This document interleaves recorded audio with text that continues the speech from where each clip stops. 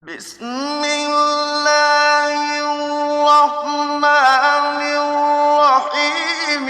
ألم تر كيف فعل ربك بأصحاب الفيل؟